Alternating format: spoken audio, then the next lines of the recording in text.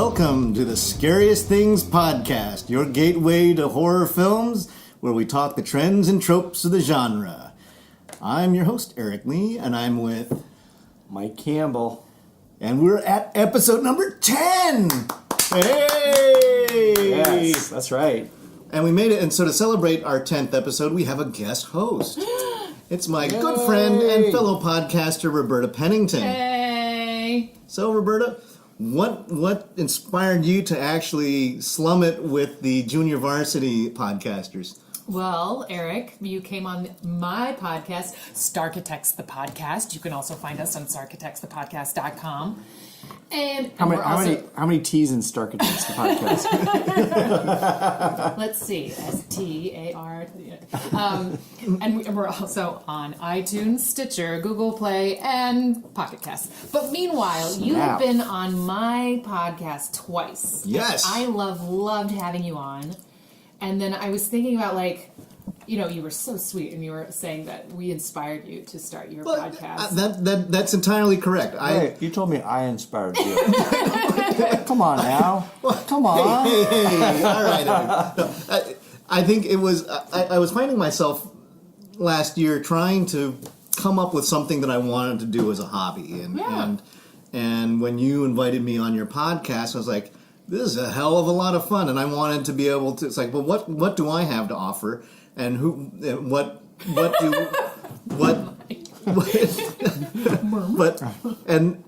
who best to do this with? And so that was, I figured that between me and Mike, we've seen so many horror movies that this is the thing. And so far, 10 podcasts in, and we're having a hell of a good time doing it. We are. Nice. So, Roberta, what's your wheelhouse? My wheelhouse of Your horror wheelhouse. Oh. How far on the bell curve do you go? You mean from super gory or super funny, or tell me what the however you want are. to define that. Well, there's stuff. Do you go super scary? Do you go super vintage? Do you go super gory? Do you go comedy? Super weird? Do you go mondo? Where are you at? Ooh. Are you right in the middle? I think I'm Steven Spielberg-ish. Oh boy. Oh. Spoiler alert. He's on my list. Oh, that's good. Oh, okay. Yeah, but I mean, we've talked about him a bit. I would say that similar to my politics, I'm very much a fence rider. Okay. Where my earring. I'm sorry. I came straight from work, and as an aside, and to get completely off subject again, and for the record, Southeast Portland, where are the underpants? I came straight from work to this podcast wearing control top pantyhose. I had a very long day, and there is a time limit on that shit, because after a while it's like, if you were to cut the side of that, I would just come oozing out like Pop Fresh dough. So that'll be your podcast extra. Yes, thank you. How to find underpants in Southeast Portland. Where are the underpants? That's right. And I'm going to go around and ask people. But meanwhile, it's similar to my politics. I'm a born-again fence rider. If it's intriguing enough, if it's got that kind of zhuzh that I just can't get enough of, I will be there. It was a total surprise that I had even heard of Get Out. I was listening to Denzel Washington is the greatest actor of all time, period. Right. And one of the hosts, Kevin Avery, could not talk enough good things about it. So I just got out of my seat, saw a matinee, left work early to watch this movie, and I just remember being like, well, welcome to the party. At the end of the movie, and I loved it. It was great. Don't you love getting hip to stuff that everybody knows about already? I remember when I was listening to NPR and Barack Obama listed his 5 favorite MCs, and Kendrick Lamar was on there, and I was like, who the hell is Kendrick Lamar, and why am I learning about hip-hop from the president? But I did. That's a different podcast. Cross culture. Different podcast. But sometimes there was a point where, and I still am, very, very deeply intrigued by vampire movies. Okay. Good, bad, indifferent. Mm-hmm. I love them. Okay. And one of them is on my list. We almost did vampires as a... You're teasing out a lot of your list. So yeah, I know, guys. Slow your roll. But slow your roll. I think what I would encourage, Roberta, is that you can get the gateway drug. Yes. of the scariest things. Our goal is to we're pitching it straight to you, someone who is already enjoying some horror movies, but may need to know some of the hidden gems and avoid the trash. This will this will cycle you Where through. do I go next? Exactly, and so Yes. that's what for our Make your good own listeners adventure. here. Yeah, Make your own adventure. go to page 73. Yes. If you want to go left. All right, who's going first? Okay, well, I think first we have to establish Oh, yeah. what the subject is today. Duh. So, Roberta suggested that we do kid-based horror Right. movies, And so the reason is my child recently turned 3. Whoa. And now he is starting to say spooky things. Right. And I was like, holy shit. does his eyes roll back into his head? And, No, and he but he'll starts just say- speaking in Standing at the Babylonian? top of It'll the just be like stairs. I was talking to my friend. And I was like, what's his name? Friend. And I'm like, well, what did he say? He said I should have the cookies. And I'm like, who is this nefarious friend who said you should be eating cookies? And like I just remembered, like I have a friend who she's actually her name is Dina Warner, and she and her husband are very deep into the horror literature side of things. So she does illustrations for novellas, chapbooks, things like that. Goes to different cons on the East Coast, and so she and her husband have 2 very awesome little boys who come up with the most crazy scenarios, and some of their stuff is so frightening, and it's like when it comes from a kid it's so genuine. Yeah. And you want to believe them so badly, because why would a toddler lie about that?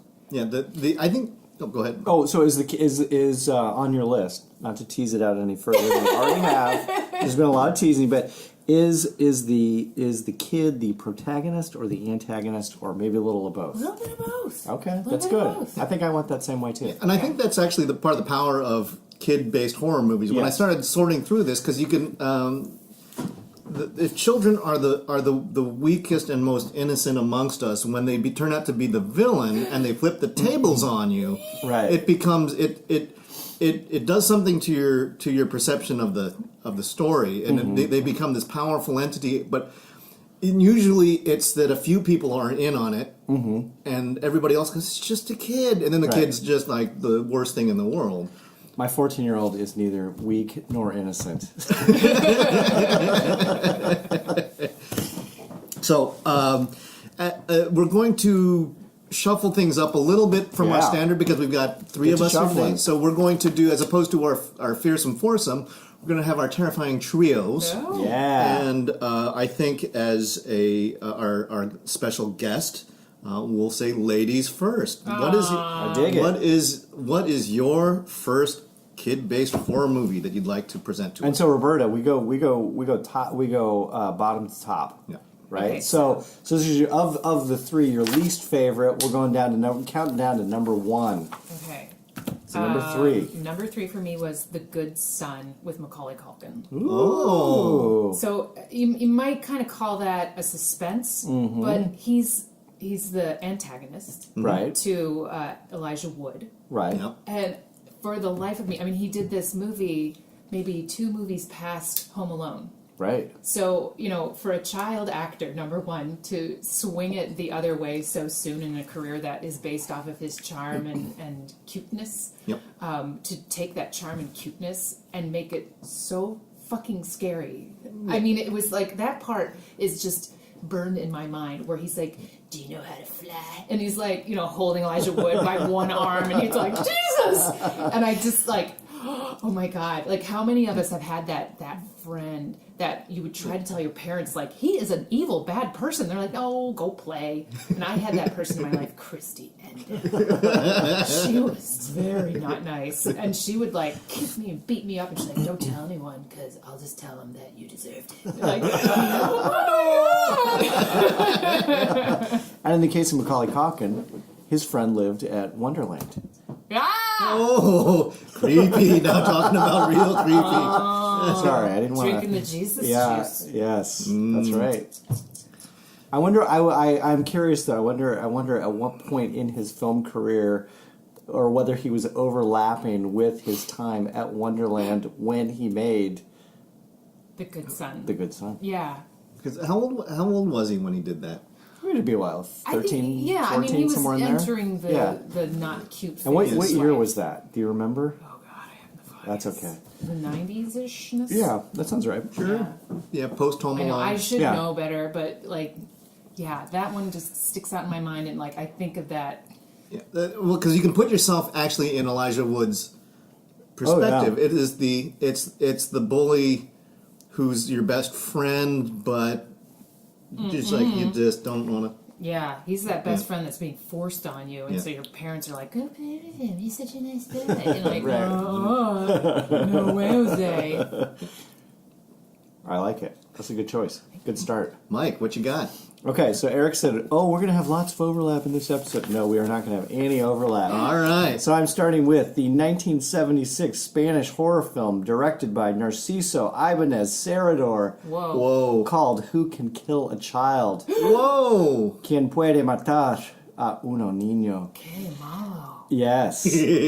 So this basically follows. This is the story. If you haven't seen Who Can Kill a Child, just the opening of the film is this. It's like a 10-minute Mondo montage of Holocaust and horrible war footage, all directed at children. Oh, Jesus. And that's where you start with this film, and it is so terrifying and so horrifying just from the get-go, and it's all just real footage. But the film carries on, and that's like they're just going to put you in the mood, right? This is Right. like we're going to put you in the mood to answer the question, Who could kill a child? who can kill a child? So it involves a English couple who go to an island in Greece, I believe, and they arrive at the island. And it's a very small island, very remote.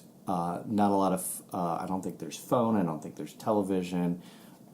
They get to the island, and there are no adults, and they start to wander the island, from house to house, from business to business, and there are no adults on the island, and then the kids start to turn on them, and the husband reluctantly shoots one of the kids, which forces his wife, who's pregnant, the unborn child in her to turn on her. What? The unborn child. Oh, and speaking of scary noises, the squirrels are at it. Yes. Oh, yeah, they are. We're going to pick that up. This is a haunted house. What's happening?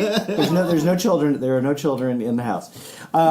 So anyway, the wife dies. Tom's alone. Wait. So she dies because the baby. Yes, the baby tries to get out. Ooh, Yes. rough. Yeah, super rough. Tom, the main character, eventually is the entire group, probably 30, 40 kids, descends on him. He fends them off in a Romero-esque type move at the end of the film. These Spanish police arrive as Tom is like shooting the kids. They kill him. And in one of the greatest lines at the end of the film, the film ends with a group of kids basically getting on a boat, unbeknownst to the Spanish police, getting on a boat to go to the mainland, and one girl asks, "Do you think the children will start playing the way we do?" And the boy in charge grins at her and he says, "Oh yes, there's lots of children in the world. Lots of them." Nice. So, yes, go see Who Can Kill a Child. 1976. 1976. It's a great film.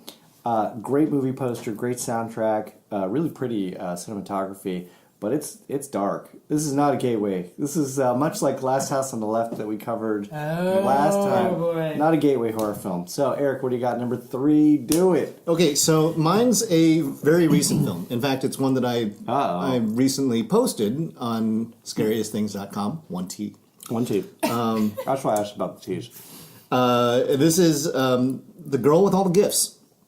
Oh yeah, we talked about this. And yeah. this is I think it's a very interesting take on a zombie flick, and I think that when the story opens up, you see this girl getting strapped to a wheelchair quite compliantly. She's more than willing to. She's very chipper. And it's like, good morning, everybody. And she's like, why are they strapping her into a wheelchair and putting a head restraint on her? And then they wheel her into class, and there's a whole bunch of other kids in this concrete bunker, and they're all getting lessons from a teacher. And everything seems to be fairly normal. It goes on. And you're kind of wondering, it's like, there's something very uneasy. There's, of course, there's like a bunch of kids in restraints, and there's a bunch of soldiers who are guiding them, and they all keep their distance from the kids. And there's something wrong with the kids. Are they possessed? Are they what is it? Well, they're half zombies. Right. They were babies who were infected with a virus this virus that's wiping out England, turning people, or it's a fungus virus kind of a thing. And these babies clawed their way out of their mothers in utero. So there's a bridge too far for Roberta. We found much like who can kill a child. If you've had a human being inside of you, it's hard to watch those types of movies. Granted, they don't actually. The good news is they don't actually show that, but the description enough is like. That's bad. But so these kids they still maintain enough of their humanity. They haven't gone fully over to being zombie, and that's so it reminds me of Romero's Day of the Dead. Yeah, where they're trying to train. The 1985 Day of the Dead. Yeah, 5, 6. Right. The not the remake that just came out, but or the Ving Rhames remake from 2000. That's the Dawn of the Dead. No. They did a Day of the Dead. Really? Ving Rhames was no joke. Sorry to digress, but Ving Rhames was in the Dawn of the Dead, Zack Snyder remake, but then he was also in the Day of the Dead remake from like mid 2000s, which was terrible. Anyway, Professor Campbell at work. Yes, sorry. So these our protagonist, Sinia Nauna, or Nanua, I don't actually know how to say her name, but she's a young Afro-Brit, and she's got so much charisma.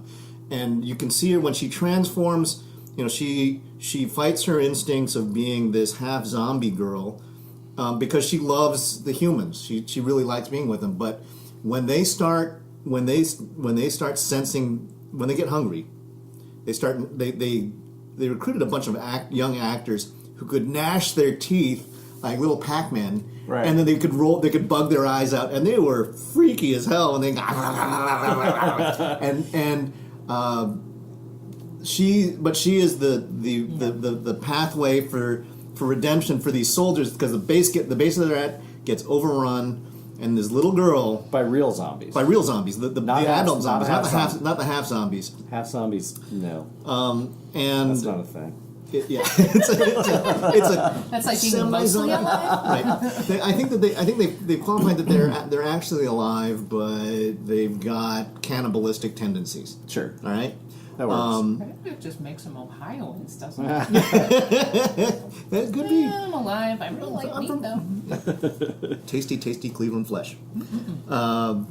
So I think that what this has a child as both protagonist and antagonist, right? And the flip of a switch. There's a bit towards the end of the movie which has kind of this Lord of the Flies kind of aspect about it, where she runs into a number of other kids who've gone through the same thing.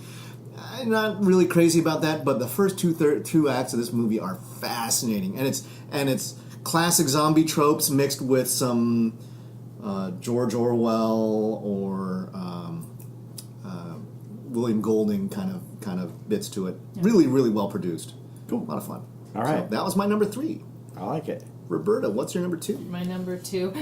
Number 2. Sorry, I didn't bring the little dick and fart. My number 2 is the classic. Yes. Everybody has seen this movie, Poltergeist. Yeah. Yes. So for sure. I mean, it terrified me as a child, and it terrifies me as an adult. And it's completely changed in perspective as to what scared me. Right. But it's certainly like the things that were scary to me as a kid, that fucking clown doll. But now it's like I totally relate to Jo Beth Williams. Absolutely, yeah. It's the mom trying to save her family. Jesus, like she is chewing up the scenery in that movie, and little Heather O'Rourke, when she's like, "Mom, they're here!" Like it's like she's just so happy about it, and like George does that. Baby Oprah, my child, he says things like that he's so cheerful about it, but at the same time, it is so absolutely frightening when he says it. Yeah, that is. I think we recently had a discussion. Poltergeist was one of my favorite ghost movies that I think we talked about. I think it was, yes. Yeah, and the kids in peril. It is probably my favorite kids in peril movie, and it's the innocence of the young actress who sadly, she died during the filming of the Poltergeist. Oh, the three. Right. Poltergeist 3. Oh, boy. I'll have that one on the Starkitects episode because they all live in a high rise that they never leave. So yeah, the Indian burial ground. Oh, Jesus. Classic. She was cursed, clearly. Yeah. Yeah, and There's no question. But the And Craig T. Nelson's finest work Oh, ever. before, after, before, after. I love that one. and the tree that busts through, and the kids like the kids just sort of in a suburban home in something that you wouldn't suspect, and it's and the poor kids that just Roberta, have you seen the full run of Poltergeist films? Oh, Jesus, yes. You have. Yeah, and in fact, my friend and I, who later became pen pals, like we were like 5th grade watching Poltergeist 2. That's pre-email, by the way. Yes, that's or we put stamps, and it wasn't a bill. So yeah, we watched that one, and we still to this day will, if we see that it's on TV, we'll text each other like it's on. And it's like he is in his holy temple. And Did you see the 2015 Poltergeist though? oh No, I didn't either. I've sort of Have you seen it? I've avoided it. I haven't seen it. Yeah. I just don't want to touch it. Might be a harsh toke. My number one Might be touches harsh, on that kind of, did you really need to remake this? Ooh, 'Cause I like it. I Okay. don't think you needed to. Yeah. But I don't think you need to touch something as classic as Poltergeist. And what came of it was, yes, like you just touched on it, is that it's like everyday suburbia, and it's how most of us grew up, and you would never imagine any kind of horror when your neighbor is like less than 10 feet away, and Right. they establish it so early on, like your remotes are conflicting with each other. But that little girl, just how she made it seem so friendly and so like every day, and like just watching Jo Beth Williams' reaction to that is exactly like, and now where I am today as a mother, that it's like, that is exactly how I would react. Like, if I left and all the chairs were pushed out, and like there's my kid just going, I don't know what happened, I would start crying, and we would leave forever. Like Friend did it. Yeah. Oh, Jesus. Friend. Yeah, friend. Oh, friend did that. Like, I'm sorry, who's friend?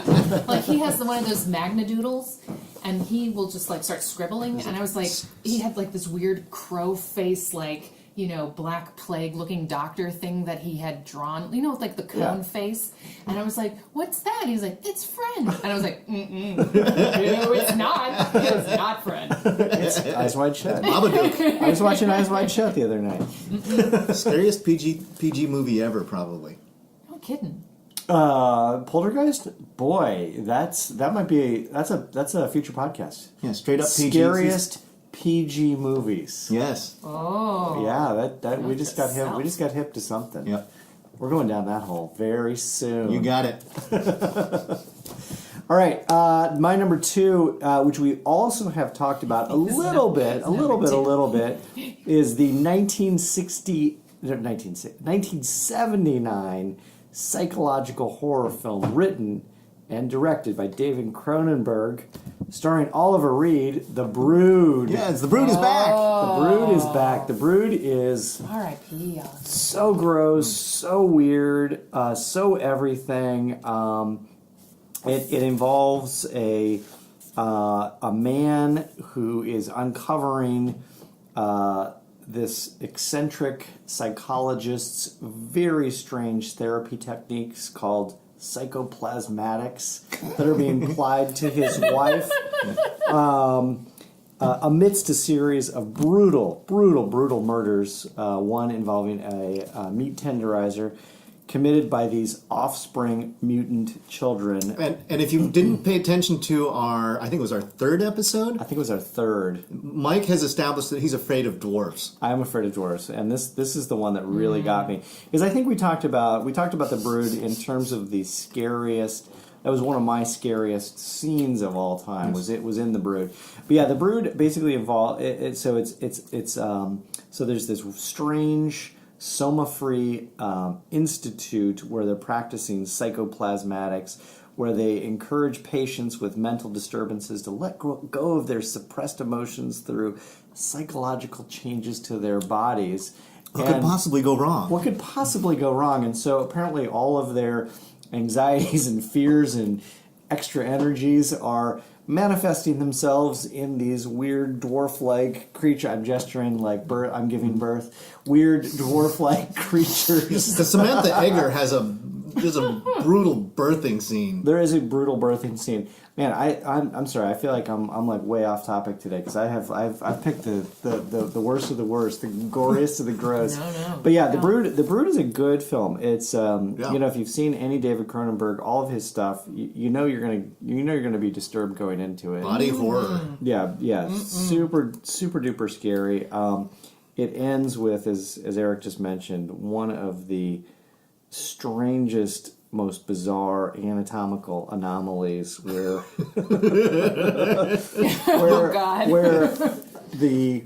where Samantha Eggers is giving birth to the dwarf people creature it's things. Nasty. Something you just can't unsee. But yeah, I would put Brood top 20 for sure of all time for horror. Yeah, in fact, I think it is on my top 20. Go to the scariestthings.com website to look for 1T to see if I put it on my top 20, top 30. Yeah. So go to the dead lists. Go to the dead list. Yes, and that's where you will find our favorite list. Yes. List of films. Yes, and go watch The Brood. Yeah. And don't sleep for a week. No, it is one of the nasties from the 1970s. Yeah. But I agree. Well done movie. Really, Cronenberg, good stuff. My number 2. Campbell's covering the 1970s. Oh yeah. A lot of my stuff is fairly recent. I'm going to keep on keeping on there because I kept on. I know that there's a couple of movies, and I'll probably drop the names of those movies after we're done because I'm guessing that maybe we're not going to run into them at this point. But I'm going with the 2015 movie that you and I saw together. It's a modern horror masterpiece. I think this is The Witch. Oh yeah, Mall 205. Yep. Hell yeah. So this movie, The Witch, is a very somber movie. Oh yeah. There's no jump scares in it. It is shot entirely with natural daylight. Yep. And they speak ye olde English because these are Puritans who've gone out, and the patriarch of the family had a run-in with the clergy of the village, and they said, "You must leave, sir." And he said, "Fine with you. I'm going to farm the land." And of course, this is like New Hampshire, so good luck with that. And take your goat with you. Yeah, take your creepiest animal, domesticated animal ever. He goes out and tries to farm the land. What was the goat's name again? Black Phillip. Black Phillip. Nice. That's right. And if you again, we're going back to the website. I've got footage of Black Phillip jumping around, and it's not normal. So hats off to the animal wranglers. Whatever they did to that goat, that was super creepy goat. It's kind of like H.P. Lovecraft when he had there was like this one of his short stories. He talked about this guy who encountered a witch who was jumping around different dimensions, and they had the one named. Her familiar was Black Jenkins. Yeah. Ooh, nice pull from Roberta Pennington. Thank you. That might have been the inspiration. But I think this probably a huge fear of any parent is losing a child. Not like death of a child, which is top fear, but child disappears. Right. Oh, Jesus. Baby, the crops are failing. The family's beginning to get stressed out.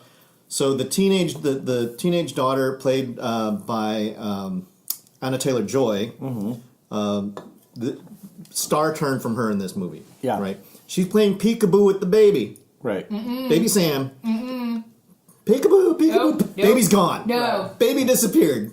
Poof. Baby has been abducted. No! Baby was taken by a witch, Stop. and the witch eats the baby. Shut up. So, You yeah. don't It might have see been it. Black Phillip.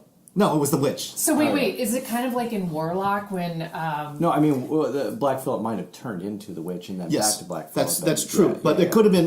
You Yeah. don't figure that out. But this No, is no, like no. the opening. It's not spoiler alert because this is the. This is the. 15 minutes in. Yeah, for Yeah. Act One kicker. This is Yeah. the thing that all of a sudden sends this family down into complete ruin. There's. It's a family of 6. There was the. Actually, it's family of 7. I think it's the baby because Yeah. baby Sam. Yeah. And then the two little creepy little toddler kids. Twin-ish kids. Yeah, who have a fascination with the goat. Mm-hmm. Because the goat talks to them. Right. There's the little boy, the middle boy who is the heroic lad who tries to save the family because they make up an excuse. A wolf took the baby. Right. Dingoes don't buy baby. Exactly. Except for they're in New Hampshire, so it's like they're not going to pull the dingo, Oh, then dingo the card. dingoes thing. stole my baby. So they are the family begins to fracture. The mother starts blaming the teenage daughter Thomason, and says there's something indecent about her. Her little siblings think that she's a witch, and that she did something to baby Sam. The middle boy tries to go out and rescue the family and runs headlong into the witch, who seduces him because she's like a super sexy Victoria's Secret model. Which is And kind of so- a non sequitur. Yeah, but It's a little bit of it's a a little bit odd. But she lures him in, and then she turns into full witch, and then Yeah. he gets sick, and it's just so all the kinds of parenting fears of am I raising my kids right, or am I doing the right thing, or how did I lose this baby? Yeah. All those kinds of things come, They're there. and the whole thing just comes crashing down, and it's got this wild finish to it. How are you with the finish, though?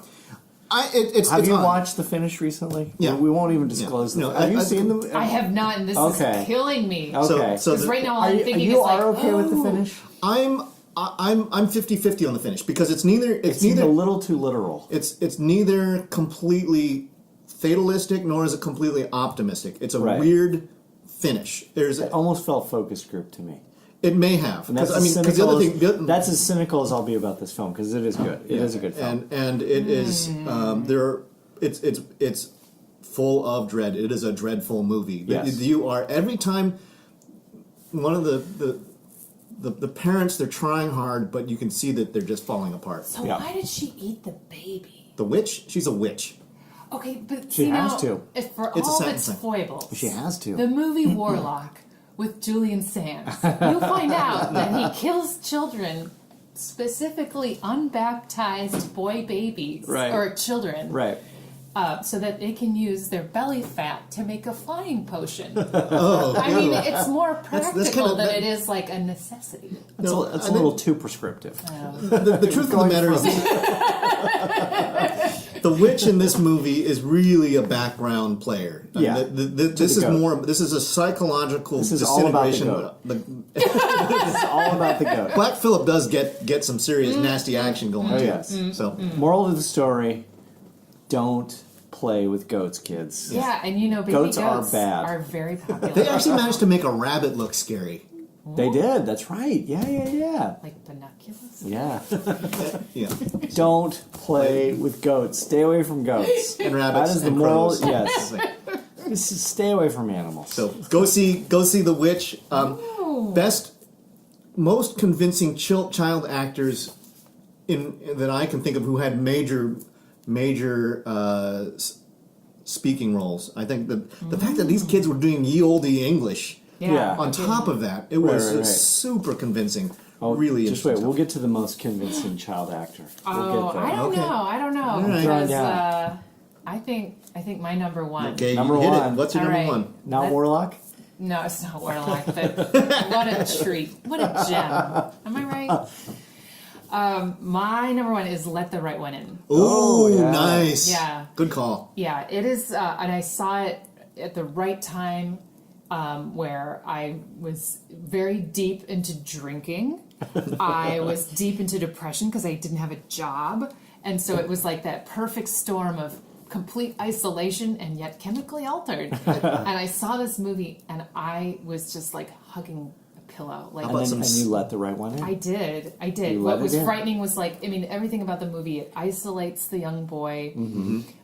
It makes you sympathetic to him that all he wants is a friend. And so it's like, it's so perfect, but it is so not perfect. Right. And like, oh, and it's that really great Greek style of storytelling where a lot of the violence happens off screen. Like you don't Right. see it. It isn't a gore fest. Yep. It's like that, especially that end scene when she attacks the bullies, and all you see like that, like it's seared in my mind are those feet treading on top of the water, and he's just underwater, like what's going on? And like you see like some limbs floating by, and then little feet going, and like everything's fine. Let's get on a train. Let's get out of here. Good. But the way that little boy reacted, I mean, everything about it. I could feel it in my bones, like, oh, he's just so lonely. And like, you know, if you've ever had that point in your childhood where you were really lonely. I grew up in a very isolated neighborhood. Like there weren't a lot of kids around that I could play with except But you for could probably Chrissy get and underwear really easily. I bet you could. Where are the underpants, Portland? I mean, y'all may bitch about Beaverton and the Burbs, but I can go less than a mile to a place that sells clean, packaged underpants in my size. No problem. At least 3 stores.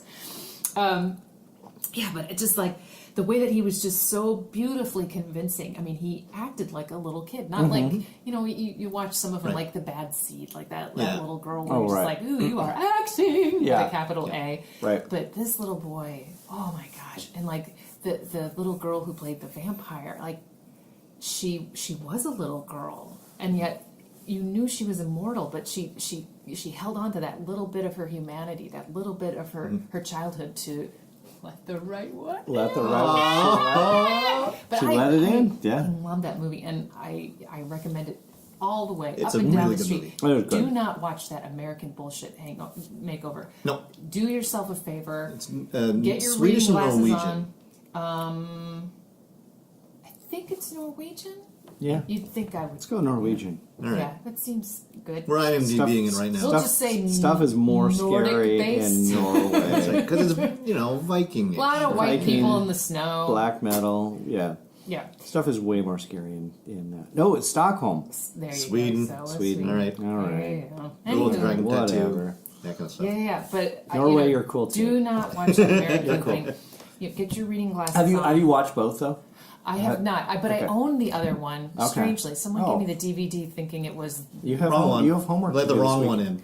Yeah, You have and I homework. heard that it was You got homework. really. Yeah, that's This right. weekend. Gotta get on it. You'll have to report back. We'll give Compare you and contrast. I'll give you a guest author thing, and you can do your side by side review. Yeah. Nice. I'm on it. You're number 1, Michael. Number 1, and we have not had any crossover. You right? We have not had You're any right. crossover. I'm sticking with the 1970s, greatest decade in horror ever, with The Little Girl Who Lives Down the Lane. The 1976, probably cross-genre film starring 2 of the greatest actors, literally 2 of the greatest actors of all time. Jodie Foster as 13-year-old, and Martin Sheen as the creepy pervert who lives in the neighborhood. This is Not a stretch for acting. not a stretch. Yeah, But this it's- is Martin, not Charlie. You remember? Sure. yes, not Charlie. This is Yeah, This Martin. is He's the old totally man. without sin. It's a great film. It basically involves Jodie Foster plays a child who's a little older than her age, and she has an absent poet father.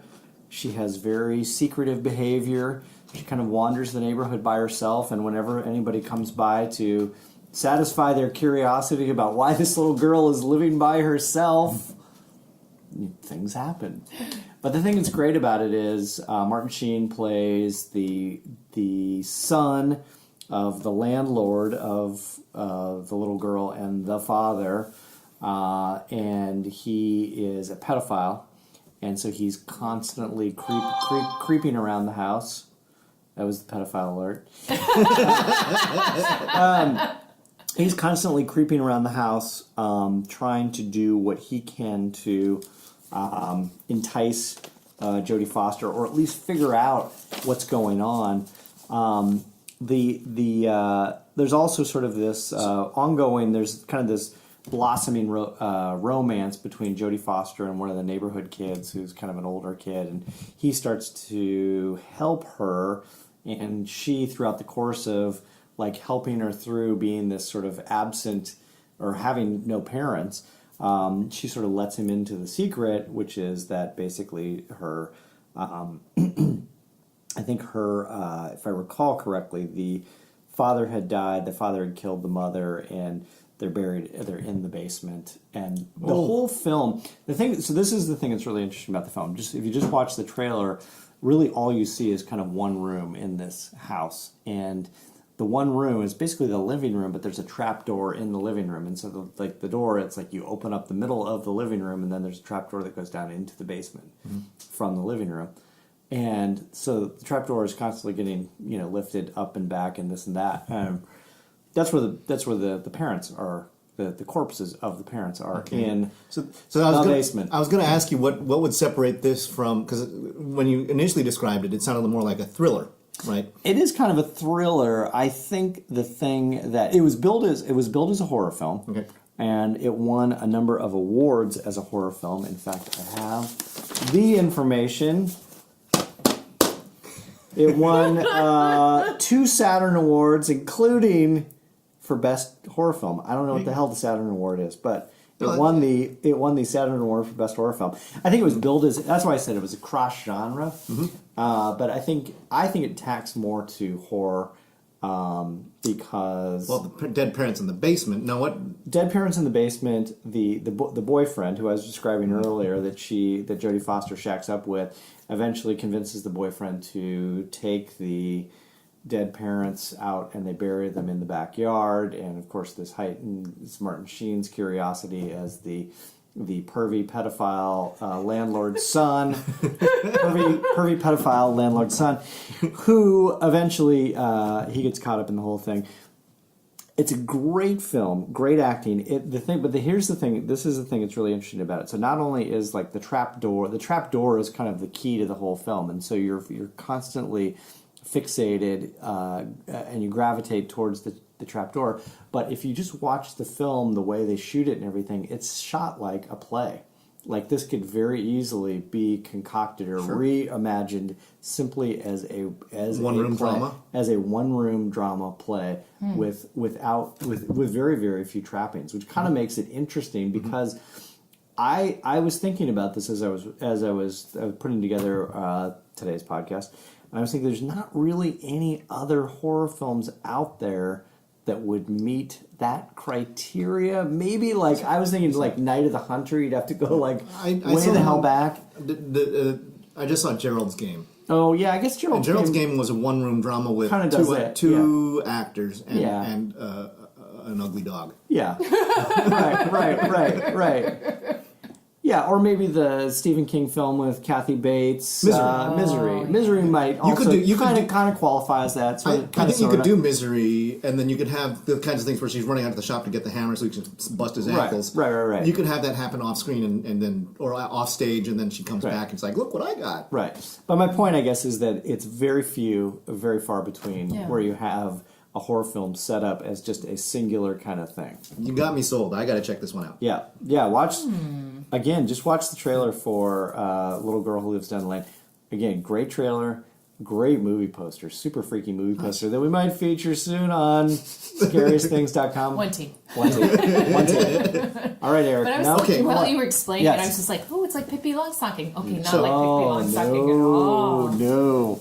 All right, number 1. Okay, so before I actually get to my number 1, I am going to admit that I was wrong. Wow. That we didn't overlap because I thought for certain it's like the big dogs. The Omen. Yep. The Exorcist. Mm-hmm. Yep. Village of the Damned. Right. Yep.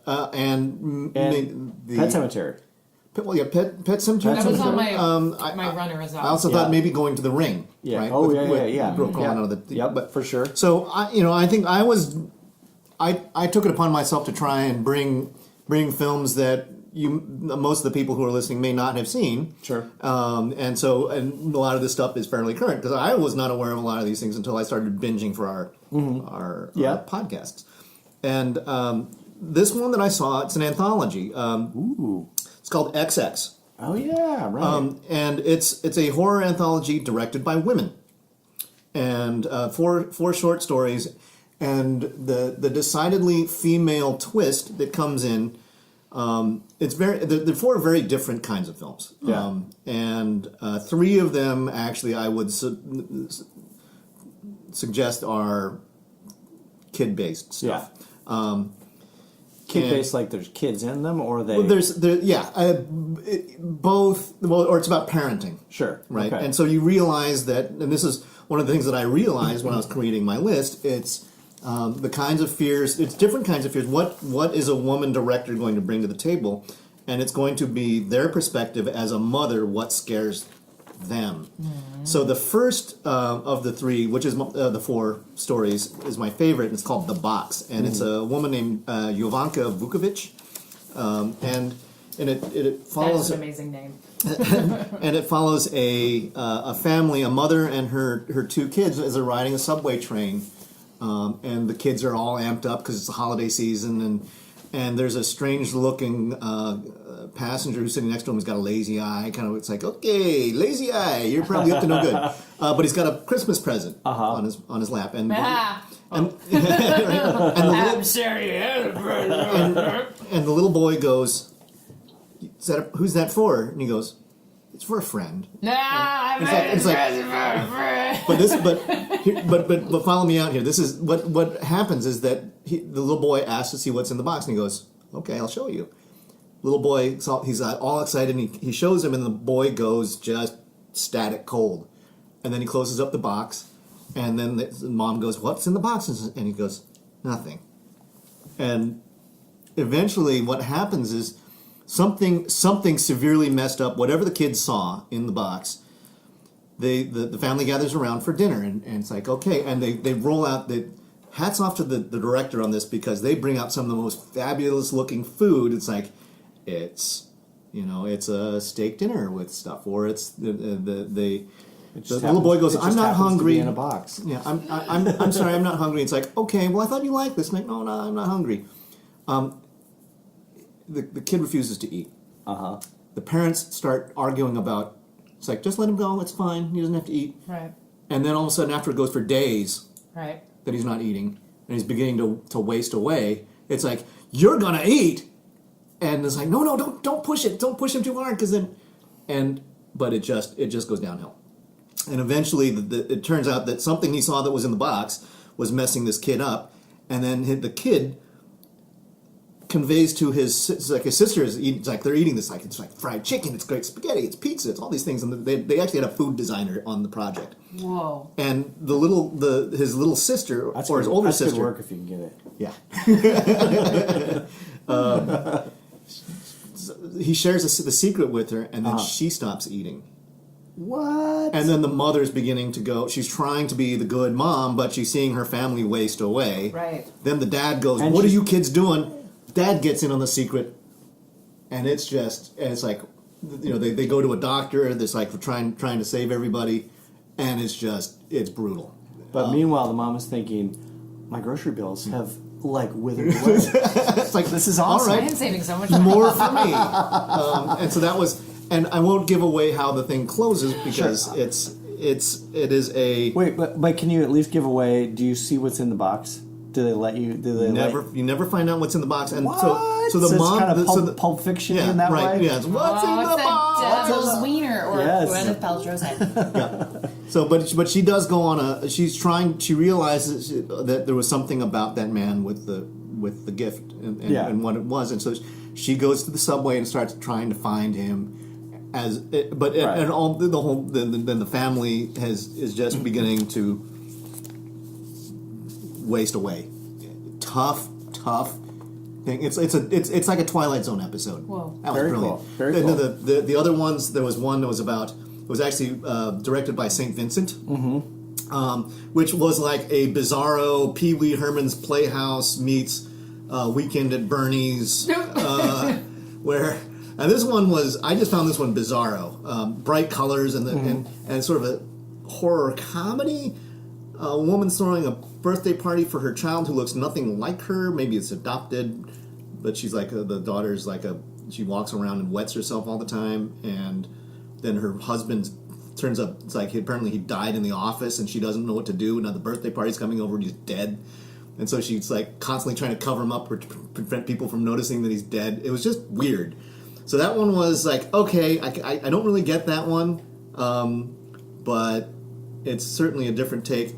The last one is right up Campbell's alley. Yeah. Which is, my son's the son of Satan. Yes. And who doesn't? And that's who doesn't? But the mom's like, what did I do wrong? How can I prevent this from happening? And then a bunch of cultists start showing up around the house going, "It's coming!" and the kind of little Rosemary's Baby-ish. That was on my runner-up. Oh yeah. So there were some real twists about how, because she gets called into the principal's office to say, your son has been doing really wicked and cruel things to other kids in school, and she goes, "Not my boy," and it's like, and then the other parents are going, "He did," and it's like I'm trying to place exactly what the wickedness that he put upon them, but she starts beginning to have doubts, right. And then she starts finding these like weird toenails in